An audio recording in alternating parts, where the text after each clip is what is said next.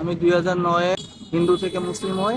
তুমি যে নূরের নবী নিখিলের আসসালামু আলাইকুম, আমি মোহাম্মদ বেলাল হোসেন।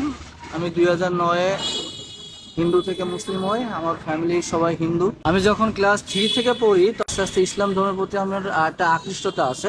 ছোটবেলা থেকে আমার ইসলাম ধর্মের প্রতি একটা দুর্বলতা ছিল, যে আমি ইনশাল্লাহ একদিন একদিন হলে মুসলমান হব। কিন্তু আল্লাহ তালা আমাকে 2009-এ অনার্স ফার্স্ট ইয়ারে পড়ি, তখন আমাকে আল্লাহ তালা এই ইসলামের পথে কবুল করেন। নবী সালাম আলাইকা ইয়া রাসূল সালাম আলাইকা। আমি আমার মা বাবা ছাড়া থাকি, কারণ আমার মা বাবা নাই। তারা, আমার আম্মা মারা গেছেন, বাবা মা এখনো হিন্দু। আমার ঘরে সৎ মা আছেন। আমি আশা ছিল আমি আমার বাবার মৃত্যুর পরে ইসলাম ধর্ম গ্রহণ করব, কিন্তু আমার আব্বু এখনো বেঁচে আছেন এবং আমার সৎ মাও এখনো বেঁচে আছেন। কিন্তু আমার আম্মা অনেক ছোটবেলায় মারা গেছেন।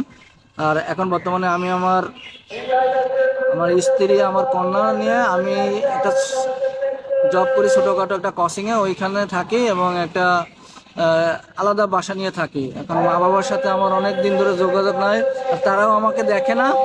আর যখন আমি 2009-এ মুসলিম হই, তারা আমাকে আর কি ঘর থেকে বের করে দেয়।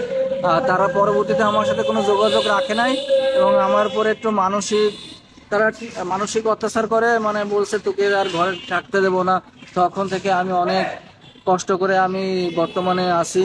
আমার এখনো বর্তমানে অনেক সমস্যা হয়, কিন্তু আল্লাহ তালা আমার সব সমস্যা সলভ করে দেন। আমার এই যে আমি যে কোচিংয়ে আছি, ওইখানে যে ভাইয়ারা আছে ওনাকে আমাকে অনেক হেল্প করে। কিন্তু আসলে আমার বর্তমানে যে কোচিংয়ের থেকে যে বেতনটা দেয়, ওইটা দিয়ে আমার আসলে অনেক চলতে অনেক কষ্ট হয়।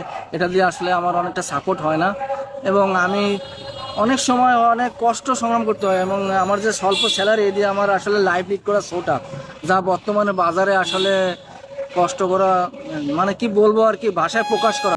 তুমি যে নূরের নবী নিখিলের ধ্যানের ছবি, তুমি না এলে দুনিয়ায় আধারে ডুবিত সবই।